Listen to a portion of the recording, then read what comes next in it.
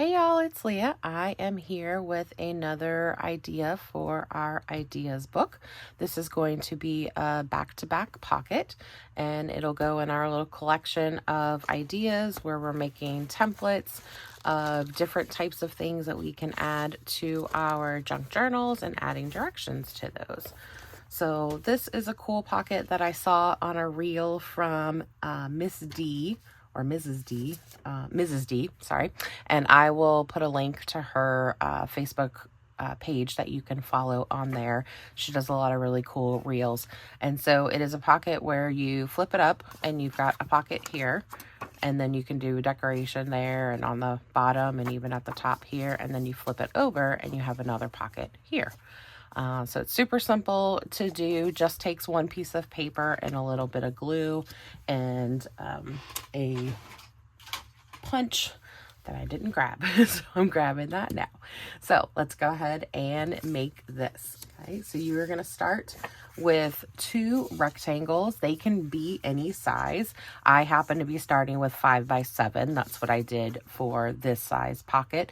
So that gives you a 5. It's your width is whatever, however wide you want it to be. And then the height will be a little bit more than half of what your length, or a little less than half. No, it's more than half of it folded, if that makes any sense. So it's shorter, so you can see, like, this is my original paper. This is what we end up with. So it's almost half of the size, but the width is the same. Okay, so yes, now I'm making sense, hopefully. All right, so we've got 2 5 by 7 pieces of paper. Unless you want white paper showing, you would want to use double-sided cardstock, or double-sided paper works much better for this. Cardstock is just going to be bulky. But if you have some thinner cardstock, that would totally work. Or, I mean, I did this one with paper and I think it's fine. So I just happen to have some double-sided paper. And so that worked for this one. This one's going to go in a fall journal that I'm sure I will inevitably end up doing this fall, because I make one every fall because it is my favorite season. So, and even though I say I'm not going to do one, I usually do. Yep. So we're starting with our 2 rectangles, same size, 5 by 7 in this case. We're going to fold one of them in half. Okay. Fold one in half. And that is going to be my A page. Okay. I'm not going to write on it, but that's going to be A when I'm referring to it. And then this one I am going to fold. So I am going about 1 inch from the top. Okay, and that's going to be B. Okay, so now for A, I am going to round these top corners. Grab my corner rounder, round those top corners, or I guess you could call them the bottom corners, because we're not rounding, not the part on the fold, so the ones that are not on the fold. Okay, so we're just going to round those, and we're going to punch a thumb notch in this part. So not the folded part, punch it in the flappy part. Okay, and when I punch thumb notches, I always, pretty much for anything, I punch upside down so I can see where I am placing the punch. And then I go about halfway, try to find the center. You can, of course, measure and mark it, with a line and make sure you're getting that in the center. I don't. I just eyeball it. And then you want to go less than half of your circle. Otherwise, it starts to curve back up, and you don't want to do that. And then punch. If you punch it and don't hold it, it'll fly up at you. That's the confetti. So if you want some confetti, you can totally do that. So I'm going to do that. And then for B, I'm going to round the bottom of the small flap. So this is our small flap. So that's the one I'm going to round. So again, I'm punching upside down just so I can make sure everything gets seated where it needs to be. The only ones I don't punch upside down are border punches, because those you really need the pressure to do that. Okay, So we've got our two pieces. If you're going to ink, now is the time to ink, because otherwise we are going to start gluing. Okay. So you are going to place the long side of B. So we'll flip it this way. So the long side of B, it's the one that doesn't have rounded corners, that is going to go inside of A. So it's going to go like this. Okay. And then all we're going to do is glue. You're basically going to glue both sides of A, okay, to B.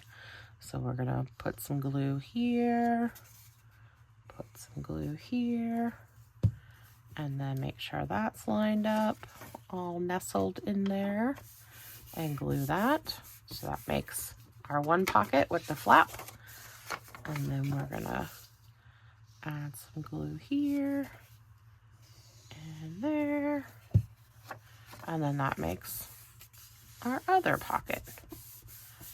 And yeah, you would definitely want them inked. You could definitely do this with two different papers. They don't have to be the same.